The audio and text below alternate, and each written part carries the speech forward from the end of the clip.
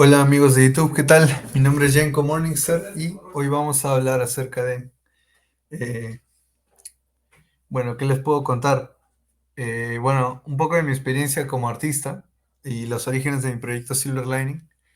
Eh, bueno, yo empecé este proyecto cuando tenía 16 años, ahorita tengo 20, en el 2020. Y bueno, comencé viendo las películas de James Bond por recomendación de mi mamá, desde la era de Sean Connery. Me vi la del Doctor No. Me vi la de Goldfinger, todas las clásicas de Sean. Me encantaron, me gustaron muchísimo. Pucha, para mí Sean significa masculinidad, fortaleza. Me gustó mucho ver un protagonista masculino fuerte, porque siento que ya no veo eso mucho en el Hollywood de ahora. Ahora son más feministas, pues, ¿no? Y ponen a las mujeres fuertes. Bueno, yo no estoy en desacuerdo con eso, pero también siento que lo hacen bastante forzado y lo ejecutan de una muy mala manera, en donde tiene que entrar la mujer, pero a costa de perjudicar al hombre, ¿no? Por ejemplo, entra, bueno, esto no es un ejemplo de película, pero sí es un ejemplo de cómic que a mí siempre se me viene a la mente. Sale Thor y sale indigno, pucha madre. O sea, tiene que salir de su rol como superhéroe porque no es digno de ser un superhéroe, no es digno de sus poderes. Entra Jane Foster y Jane Foster sí es digna, por eso tiene el martillo. Bueno, me pareció que podían hacer cosas interesantes con Jane Foster porque Jane Foster tenía cáncer. Me pareció un gesto de heroísmo, de caballerosidad, del hecho de que Thor le haya dado su martillo, eh, porque representa su amor hacia ella, ¿no? Me pareció que eso tenía potencial, pero no lo aprovecharon para nada. Luego vino Jason Aaron a escribir una historia donde una villana, no me acuerdo muy bien cómo se llamaba, Titania, creo, o algo así, se enfrentaba a Lady Thor, que es Jane Foster, y le decía, se arrodillaba, creo, porque, uy, no puede ser, la primera mujer superheroína, que por fin vamos a acabar con el machismo. O sea, una cosa bien ridícula, ¿no? ¿Por qué un supervillano detendría un robo o detendría la ejecución de uno de sus planes malvados para celebrar la existencia de una superheroína solo por su sexo, cuando ya ha existido en el pasado Spider-Woman, en el universo Marvel, She-Hulk, un montón de superhéroes más? O sea, me pareció muy ridículo, ¿no?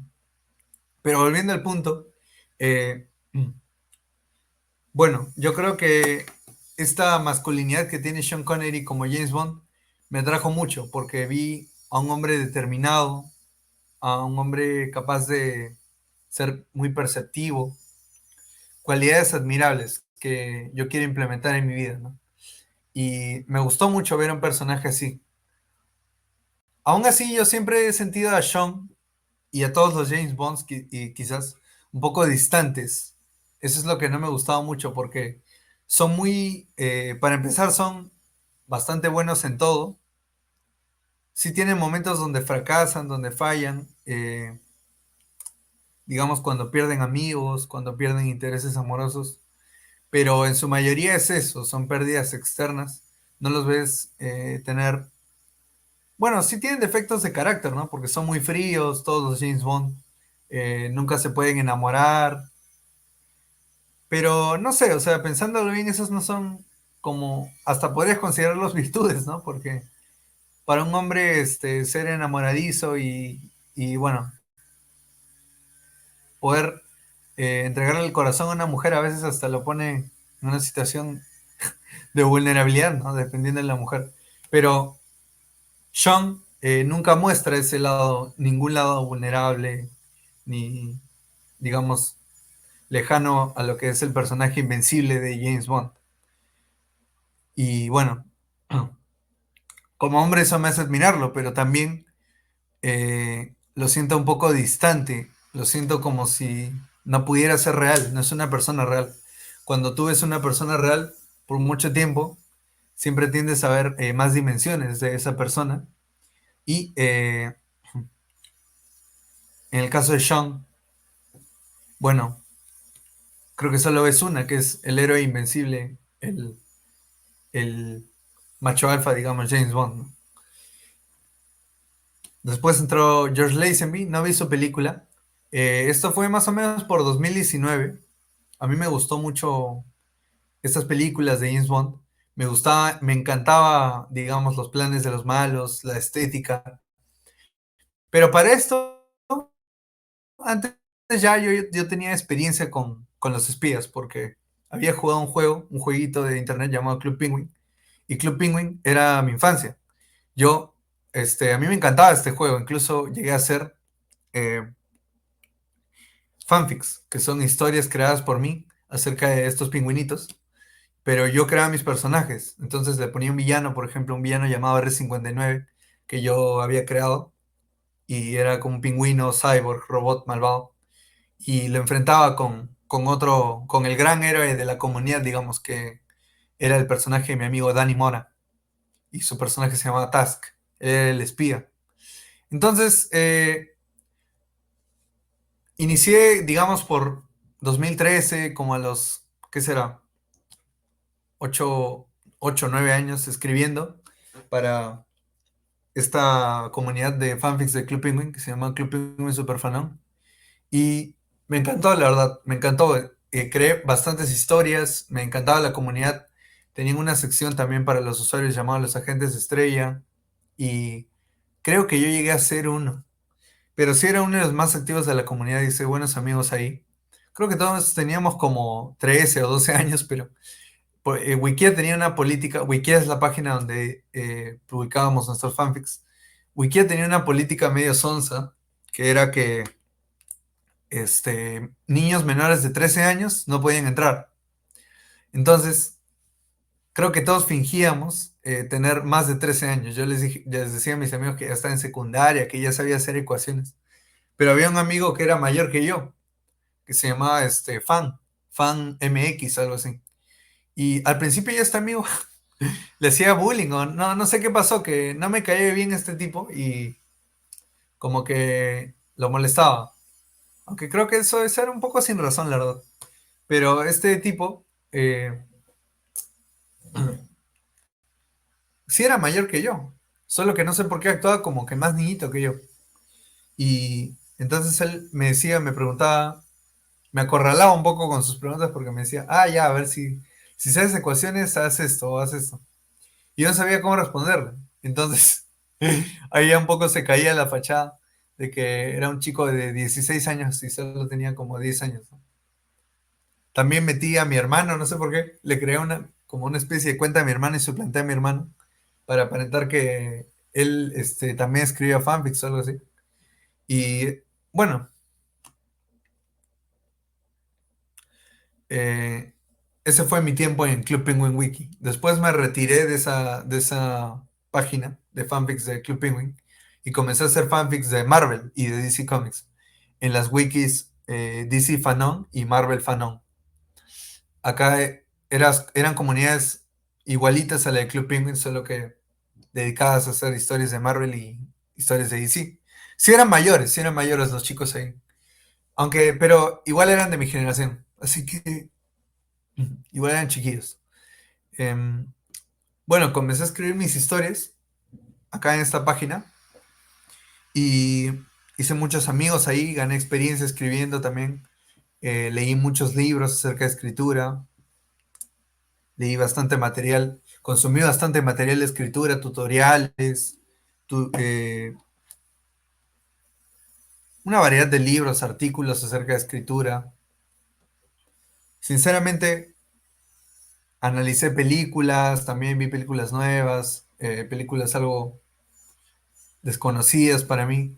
Comencé como a abrir mi mente en esta parte de la escritura y comencé a estudiar bastante la estructura de un guión. Así que con esta información me armé de valor e hice una historia propia. Ya después de haberme desarrollado en la parte de la escritura tantos años, en 2019 comencé a desarrollar una historia propia del Capitán América llamada Capitán América Shield Slash. Y esta historia trataba sobre, tenía una premisa rara. A mí me gustaban bastante los personajes como Jake Peralta de la serie Brooklyn Nine-Nine, donde el tipo era chistoso y era un poco, o sea, era inteligente en el fondo, pero aparentaba ser tonto. No sé si lo dejo entender bien. O sea, es un tipo de personaje que tiene un humor un poco tonto, niño, ¿no? Pero en el fondo es un tipo ingenioso, inteligente. A mí me gusta bastante ese tipo de personaje. Siento que conecta conmigo y entonces, como a mí me gustaba, yo supongo, inconscientemente quise cambiar el personaje del Capitán América. Y dije, bueno, ¿qué pasaría si el personaje del Capitán América no hubiese sido este, digamos, chico frágil, pobre de Brooklyn, ¿no? Sino que esa haya sido solo una historia, una fachada que le haya inventado el gobierno para ocultar la verdad. Y es que el Capitán América era un chiquillo, digamos, algo arrogante, que creció en una mansión, digamos, millonaria, y lo prepararon así, nunca le pusieron ningún suero, sino que lo prepararon así físicamente por años y le hicieron pruebas, así, básicamente, como un conejillo de indias, ¿no? Y este chico terminó convirtiéndose en un super soldado realmente, bastante poderoso y bastante hábil, y se convirtió en el superhéroe de los Estados Unidos. Es solo que en los Estados Unidos, para hacerlo ver más profesional y para inventarle una especie de mitología, le creó esta historia que vieron en la película de Capitán América, el primer Vengador seguro, donde el tipo era débil y era frágil, pero se tomó este suero y se volvió fuerte y sabía el valor de la fortaleza y lo usó bien y era responsable y era honesto, pero en realidad no era un tipo no era un tipo muy, ni muy serio, ni muy heroico, ni muy honesto. Era más chistoso, más tipo niño, un poco como que el gobierno le hacía todo, le ponía todo, hasta le ponía un equipo que lo hacían todo por él, y él solo era como la cara, ¿no? Y luego lo mandan al futuro, donde se encuentra con los Vengadores y se encuentra con eh, los Cuatro Fantásticos y todo un mundo de superhéroes, ¿no? Pero descubren que es falso, o sea, el Capitán América no es este ídolo que ellos se planteaban, que se imaginaban, sino que es un tipo mucho más normal, mucho más humano y sobre todo mucho más como un niño, mucho más infantil, no tan profesional, no es el líder que todos esperan que sea, para nada, mucho más arrogante también. Me interesaba explorar ese concepto, así que le escribí una historia que se llamaba Shield Slash y comencé con el primer capítulo que se llama 2019, porque él iba del pasado al año 2019, que era el presente en ese entonces, y lo publiqué en Marvel Fanon. Así que está ahí publicado si quieren lo pueden buscar. Está escrito el episodio. Yo lo he leído, considero que hay algunas cosas que yo cambiaría, la verdad, sobre todo creo el humor. Me parece que Steve Rogers en mi versión es ya un poquito insoportable en su personalidad. O sea, está bien que se haga como un niño, ¿no? Pero creo que ahí me pasé un poco con lo infantil que es. Y bueno, está ahí publicado, lo pueden leer si quieren. En general creo que la estructura está bastante bien, ¿no? O sea, sí se nota que estudia estructura porque está escrito realmente al ritmo de un piloto hollywoodense. Y eso lo tomé de capítulos como Breaking Bad, ¿no? Estudiando Better Call Saul, todas esas cosas. Me planteé hacer más proyectos, por ejemplo, tenía un proyecto llamado Heroes for Hire, que era basado en Better Call Saul, donde había tres héroes eh, buscando, buscando, bueno, hacer tareas heroicas por dinero, pero nunca llegué a concretarlo. Me interesaba mucho ese proyecto porque era muy original y era un poco como Harley Quinn, la serie de DC Comics, donde tomaba los personajes de Marvel, pero les alteraba por completo la personalidad. Creo que ese era el concepto que yo tenía en ese entonces de que mi visión de cómo quería hacer las cosas, que es tomar un personaje existente de Marvel y cambiarle por completo la personalidad. Yo quería hacer eso con Capitán América y con otros tres personajes para Heroes for Hire, que eran Darkhawk, Prowler, el tío de Miles Morales, y Hitmonkey. A todos les iba a poner una personalidad radicalmente distinta y los iba a hacer personajes muy, muy diferentes de lo que conocemos en los cómics, pero que iban acorde con mi historia, que era un poco como Better Call Saul, donde el pata, este Saul Goodman, se debate entre ser un abogado bueno o un abogado malo que tome atajos y haga negocios con mafiosos y todo eso. Quería ser el equivalente a eso, pero con superhéroes. Por eso a mí me interesa, creo mucho, es esto de hacer historias de superhéroes pero dándole un enfoque distinto y haciéndolos más humanos para que conecten más con la gente. Bueno, eh, por ese lado, no cumplí, digamos, eh, con hacer el episodio, pero me desarrollé bastante en el diseño gráfico y a graficar mis páginas de una manera mucho más profesional. También hice un cómic que se llamaba Winter Soldier. Escribí, creo, como 2 números, así en formato guión, para esa página, y me desarrollé bastante en la escritura del guión, pero también en el apartado de los diseños. Y comencé a investigar sobre fuentes y comencé a investigar sobre logos y por la parte de diseño gráfico crecí un montón. Me volví bastante hábil con esa disciplina.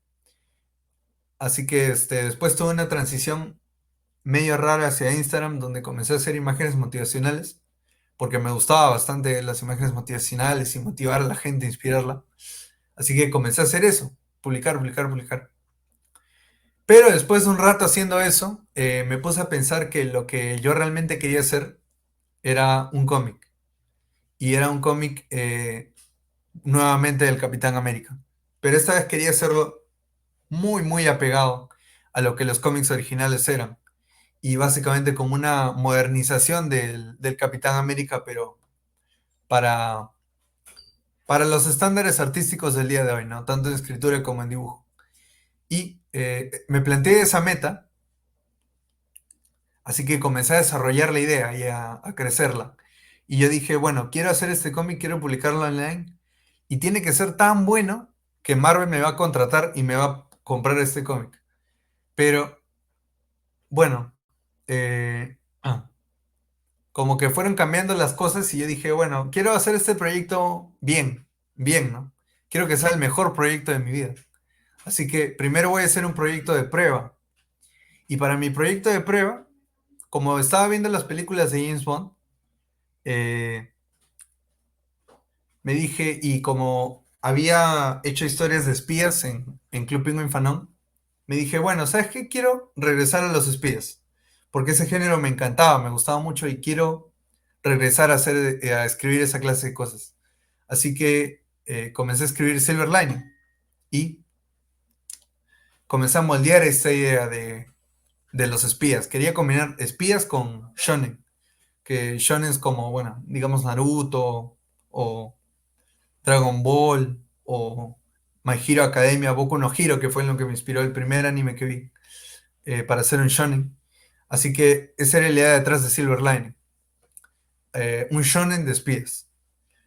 Luego comencé a leer cómics antiguos, comencé a leer cómics nuevos para enterarme cómo hacer el mejor cómic posible.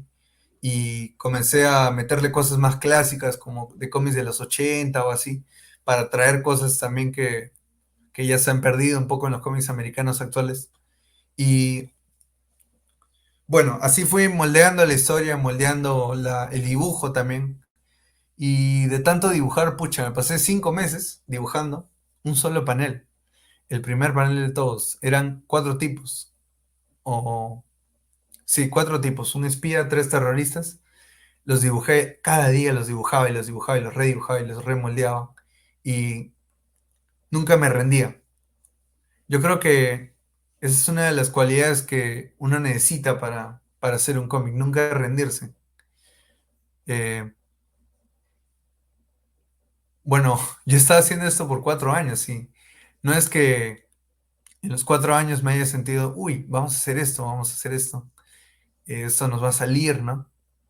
A veces me he preguntado, bueno, ¿qué puedo hacer aquí? ¿Qué puedo hacer acá? O si este es el mejor camino para mi vida, o si he invertido mi tiempo lo mejor posible, ¿no? Pero la verdad, creo que el Señor me ha dado la oportunidad de hacer algo con mis talentos que vale la pena, vale la pena. En el fondo yo sé que vale la pena. Y a veces mis amigos me inspiran mucho cuando me dicen, oye, Yenko, este, Por ejemplo, hay un tipo que se llama Joshua Ignatowski, de un servidor de Discord en inglés, y él me decía, oye, Yenko, ¿sabes qué es lo que veo que realmente me inspira de ti? Es que tú nunca te rindes, tú nunca te rindes. Y a mí se me grabó mucho, me movió mucho esa frase que él me dijo y me inspiró para seguir, ¿no? También tengo un amigo en español, es chileno, que se llama Fit, y él me decía, hace poco nomás, porque ya me despedí un poco de él, he dejado Discord, eh, él me dijo también algo muy similar, ¿no? Que él pues le motivaba mucho eso que ve en mí, de que soy muy obstinado en completar mis metas. Y yo creo que, bueno, es algo que uno debe tener para seguir este sueño, porque no es fácil, muchachos, no es fácil estar todos los días dibujando y sacando nuevas ideas y todo eso. Pero ¿sabes qué?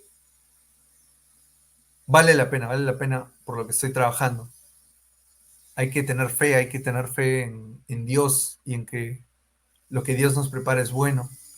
Y pese a que tengas obstáculos enfrente, pese a que tengas obstáculos quizás de salud y lo que sea, tienes que creer realmente que al final todo va a estar bien, todo va a salir bien, que al final sí va a resultar lo que tú sueñas. Esa es la clave para no rendirse, en mi experiencia. Y yo no daría clases para no rendirse si no me lo hubieran dicho otras personas, pero tengo que reconocerlo también. He estado trabajando sin parar en esto, en un solo proyecto, eh, desde hace tiempo. Entonces, en mi experiencia, yo les diría que tengan una visión positiva de lo que van a hacer, que siempre crean que va a resultar y continúen hasta que su sueño se haga realidad. Bueno, por mi parte, seguiré esforzándome para hacer mis dos sueños realidad, que es meterme en YouTube y hacer esto del cómic. Y bueno, eso es todo, amigos. Gracias.